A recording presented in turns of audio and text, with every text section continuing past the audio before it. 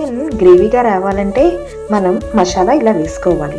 కావలసిన పదార్థాలు గసగసాలు, చెక్క, పువ్వు, లవంగాలు, యాలకులు వేసుకొని బాగా నువ్వులు కూడా వేసుకొని గ్రైండ్ చేసుకుంటే పేస్ట్లా అవుతుంది. ఈ మిశ్రమాన్ని చికెన్ కూరకి గ్రేవీగా వాడుకోవచ్చు.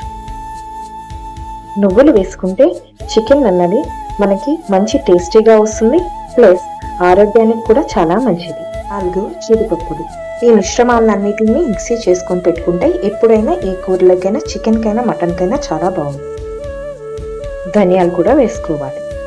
వాళ్ళు కొబ్బరి కూడా వేసుకోవచ్చు. దీన్ని పాతకాలంలో ముద్ద మసాలా అంటారు. ఇదిగా మిక్సీ అయిన తర్వాత కొంచెం నీళ్లు పోసుకొని మళ్ళీ గ్రైండ్ చేసుకోండి. మిక్సీ అయిన తర్వాత నేను దీంట్లోనే టమాటా వేసుకొని మిక్సీ చేసుకుంటే పేస్ట్ తో మసాలా రెడీ అండి. దీన్ని చికెన్ కూర కానీ మటన్ కానీ వాడుకుంటే చాలా అద్భుతంగా వస్తుంది.